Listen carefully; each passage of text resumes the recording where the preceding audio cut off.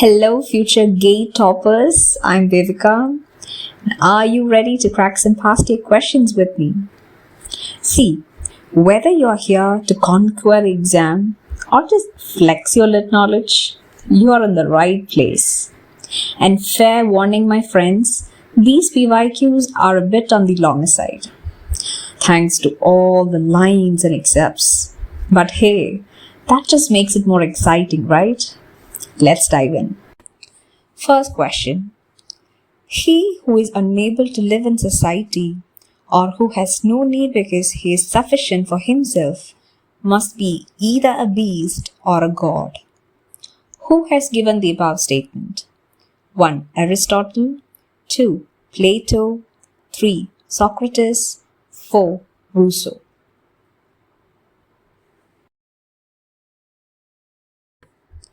Hey, that's good. Your guess is absolutely correct. The answer is Aristotle's Politics. Through this quote, Aristotle he tries to argue that anyone who chooses to live outside society is either less than human, like a beast, or beyond human, possessing divine self-sufficiency, like a god. So this idea of him highlights a deep connection between human nature and social life. Next question. History is not made only in statecraft. Its lasting results are produced in the ranks of learned men. Name the play from which the above excerpt has been taken. 1. Mahesh Dattani's 30 Days in September. 2. Vijay Tendulkar's Silence, the Court is in Session. 3. Girish Karnad's Tughlaq. And 4. Rabindranath Tagore's Muktara.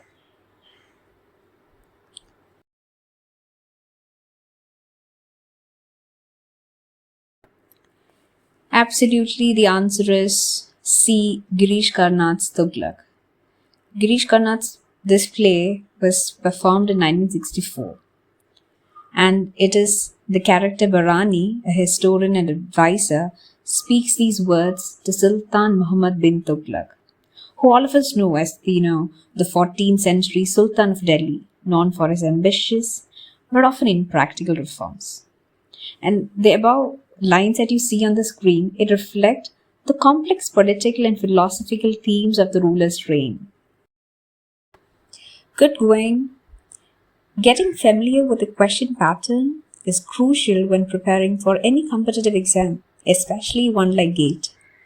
I would also recommend reviewing the other options, my friends, as they might be useful in the upcoming exam. Okay? Yes, the third one.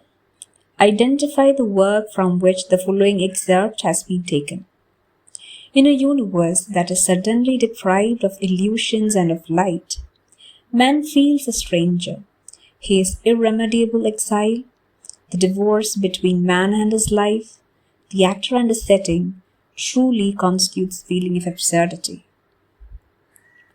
Options: Franz Kafka's The Trial, Samuel Beckett's Waiting for Godot, Albert Camus' The Myth of Cepheus, Harold Pinter's The Homecoming. And I would recommend, to read these works as they aren't too lengthy, yet highly important. Not just for the exam, but also for understanding absurd drama, as well as the trauma and existential crisis faced by the society at that time.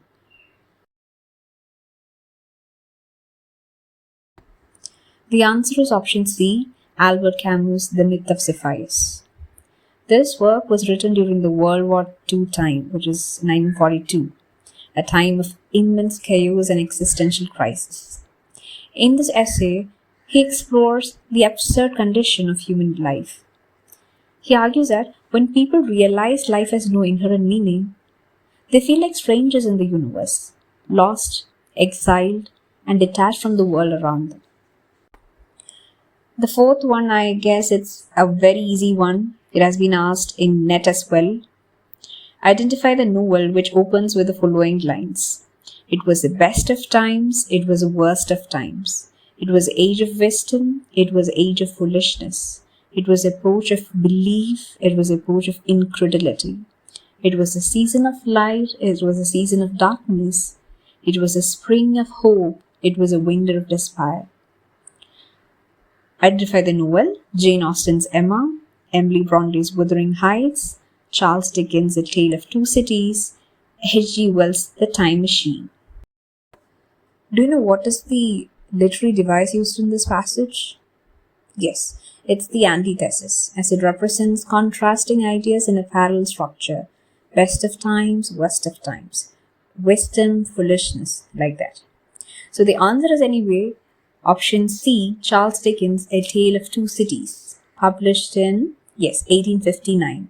This is set in London and Paris. That was also a PYQ in UGC NET. In London and Paris during the French Revolution. The story follows Dr. Manette, his daughter Lucy, then Charles Darnay and Sidney Carton as they navigate love, sacrifice, and political chaos in the time of revolution. Do read it if you can. The next lines are a bit long, but cracking them gives you an edge in the exam. So yes, future gate toppers, let's dive into the final question. Brace yourselves. Post-colonial perspectives emerge from the colonial testimony of third world countries and the discourses of minorities within the geopolitical divisions of East and West, North and South. They intervene in those ideological discourses of modernity that attempt to give a hegemonic normality to the uneven development and the differential, often disadvantaged, histories of nations, races, communities, and peoples. The above commentary on the post-colonial perspective has been extracted from which of the following? Options: Edward Said's Orientalism, Homi K. Bhabha's The Location of Culture, Leela Gandhi's Post-Colonial Theory, and Bill Ashcroft's The Post-Colonial Studies Reader. Option B, Homi K. Bhabha's The Location of Culture. This work was published in 1994, and it is in this work where he introduces and explores key concepts like hybridity, mimicry, and the third space, which challenge rigid cultural boundaries. So, have a look into these key terms as well. And that's a wrap.